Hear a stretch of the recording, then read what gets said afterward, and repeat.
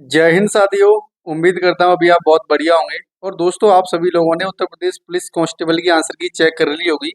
आप सभी लोगों को बता दूं, आंसर की में बहुत सारे सही प्रश्न हैं, उनको निरस्त कर दिया गया, यानी उनको गलत मान लिया गया है प्रश्नों को। तो इसी से संबंधित हम बात करने वाले हैं। और साथ ही हम बात करने वाले हैं दोस्तों की क्या जो उत्तर प्रदेश पुलिस कांस्टेबल की भर्ती है वो कोर्ट में जाने वाली है, क्योंकि बहुत सारी आप सभी लोगों ने वीडियो देख ली होंगी। तो मैं आपको नोटिफिकेशन के आधार पर सब कुछ आपको वीडियो के अंदर बताने वाला हूँ। साथ ही हम फॉर्मूला की भी बात करेंगे, क्योंकि फॉर्मूला आपने देखा होगा कि जो निरस्त प्रश्न अगर आप देखे जाएं तो एक प्रश्न 2 नंबर का होता है, लेकिन फॉर्मूला के आधार पर आपको उसके 2 नंबर नहीं मिल रहे हैं। इस पर भी हम बात करेंगे। और जो नॉर्मलाइजेशन में बहुत बड़ा खेला होने वाला है दोस्तों, ये बात सही है, क्योंकि इस बार जो है फॉर्मूला के आधार पर अगर आप जो निरस्त प्रश्न हटा करके अपना जो स्कोर देखोगे तो आपकी शिफ्ट का जो एवरेज स्कोर है वो बहुत ज़्यादा कम होता चला जा रहा है। तो इस पर भी हम बात करेंगे वीडियो के अंदर। तो ये वीडियो 5 से 6 मिनट का रहेगा। आप पूरा वीडियो देखिएगा, आपके सारे जो पॉइंट है वो क्लियर हो जाएंगे। तो दोस्तों, अगर हम बात करें जैसे कैंसिल जो प्रश्न हुए हैं और जो मल्टीपल ऑप्शंस जो दिए गए हैं राइट आंसर के, तो उसके आधार पर अगर हम बात करें तो सबसे ज़्यादा जो फेरबदल हुआ है दोस्तों वो 31 तारीख की 2 सितंबर हुआ है। यहाँ पर आप देखोगे 7 जो प्रश्न है वो बिल्कुल कैंसिल कर दिए गए हैं। यानी कि आप सोच सकते हो कि जो स्टूडेंट्स ने 7 प्रश्न करने में जो अपना टाइम इन्वेस्ट किया हुआ, टाइम वेस्ट किया होगा, उसका क्या हाल हुआ होगा, आप ये सोच सकते हो। बाकी 3 प्रश्न के जो आंसर को मल्टीपल कर दिए गए हैं। तो अगर मल्टीपल प्रश्न जो आंसर की बात करें तो उसमें ज़्यादा लॉस नहीं है, क्योंकि अगर आपने जो भी लगाया होगा और उसमें से अगर कोई लगाया है तो उसके आपको नंबर मिल रहे हैं। लेकिन अगर आप यहाँ पे देखेंगे तो 30 तारीख की 2 शिफ्ट में आप देखोगे 6 प्रश्न जो है कैंसिल कर दिए गए हैं, और 25 तारीख की 2 शिफ्ट में 4 प्रश्न कैंसिल कर दिए गए हैं। बहुत सारे प्रश्न तो ऐसे हैं जो बिल्कुल सही हैं, उनके आंसर भी बिल्कुल सही दिए गए हैं, वो भी कैंसिल कर दिए गए हैं।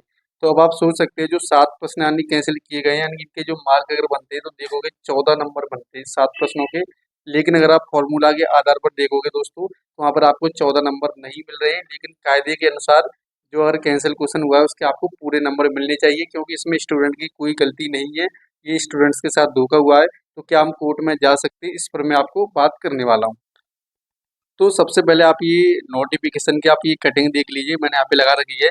यहाँ पर लिखा हुआ है कि ये जो लिखित परीक्षा के उपरांत जो भर्ती बोर्ड जो जो कुंजी प्रकाशित की जाएगी उसमें आप जो ऑब्जेक्शन कर सकते हैं। और यहाँ पे ये मेंशन किया गया है कि अगर कोई भी प्रश्न उसका जो विकल्प त्रुटिपूर्ण पाया जाता है तो ऐसे प्रश्नों को जो है निरस्त कर दिया जाएगा। यहाँ पे आप पढ़ सकते हो, साफ साफ लिखा हुआ है।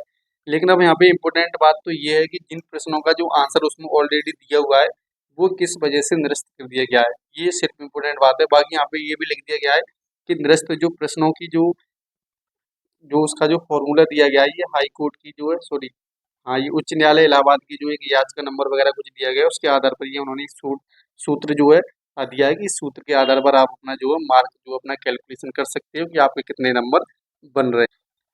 लेकिन इसमें आप देखोगे कि जैसे मैं आपको कुछ प्रश्न दिखा रहा हूँ यहाँ पे, प्रश्न दिया हुआ है कि जैसे अचल शब्द का समविन्यार्थक क्या है। तो यहाँ पे आप सब देख सकते हो, अचल बोलते हैं जो यानी एक जगह पे स्थिर रहता है, नहीं चलता नहीं है। तो यहाँ पे पर्वत और स्तरीय दोनों राइट आंसर, इसके डी ऑप्शन होना चाहिए, जो कि यहाँ पे कैंसिल कर दिया गया है।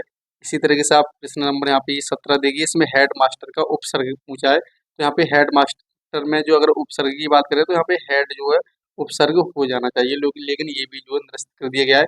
अब इसका तो ये हो सकता है कि शायद ये इंग्लिश का है तो इस वजह से गलती से हिंदी में प्रश्न आ गया हो, लेकिन ऐसा होता नहीं है।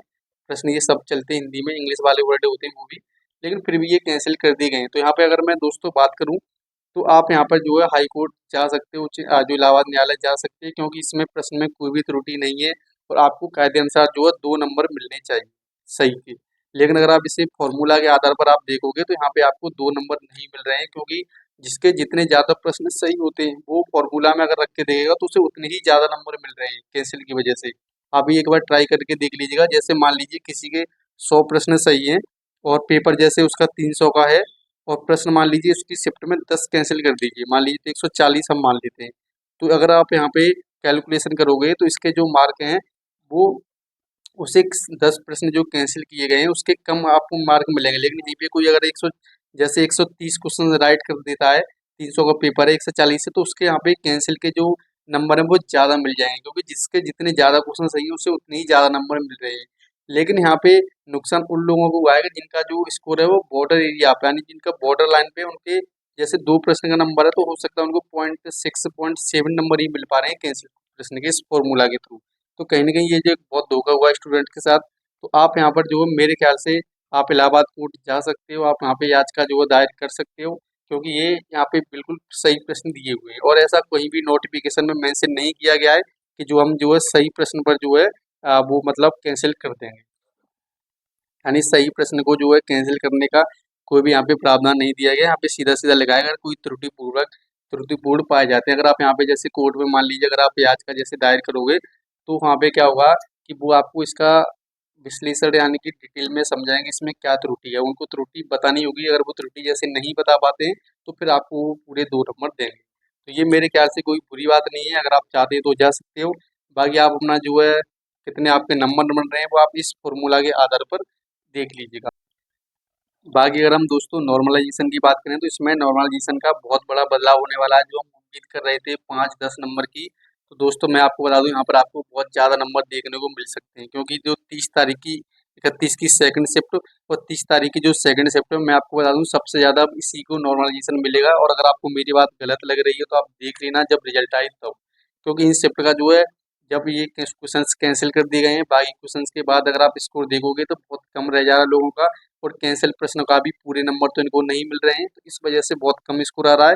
तो एवरेज स्कोर जो शिफ्ट का वो बहुत ही ज़्यादा डाउन चला जा रहा है। आप यहाँ पे मैंने कई सारे लोगों के जो स्कोर देख लिए हैं, पहले कुछ और बन रहे थे यानी कि जो आंसर की आई थी तब, अब बहुत कम स्कोर उनका डाउन हो गया है इस शिफ्ट में। तो आप सभी लोगों को बता दूं आपको ये जितने ज़्यादा कैंसिल शिफ्ट हुए हैं वो देखो एक दिक्कत वाली बात तो है, लेकिन कहीं ना कहीं मेरे ख्याल से इन शिफ्ट को जो है नॉर्मलाइजेशन भी सबसे ज़्यादा मिलेगा। निश्चिंत रहिए आप। और बाकी आप कोर्ट वगैरह जा सकते हो तो आप जाइएगा। और मैं आपको एक बात और बता देता हूँ, उत्तर प्रदेश पुलिस का जो रिजल्ट है वो बहुत जल्द आने वाला है, 2 से 4 दिन में आ सकता है, मतलब 2-3 दिन में कभी भी। आप अपना जो रनिंग वगैरह करते रहिएगा, अगर आपको लगता है कि आपके नंबर एकदम ठीक है, आपने बहुत सारी कट ऑफ वीडियो देख ली होंगी, थोड़ा आपको आइडिया लगता है तो आप जो है रनिंग अपना करते रहिएगा और अपना टाइम वेस्ट ज़्यादा रिजल्ट का इंतजार करने में मत करिएगा। वीडियो अच्छी लगी हो तो वीडियो को लाइक कीजिए, चैनल को सब्सक्राइब कीजिए। जय हिंद, जय भारत।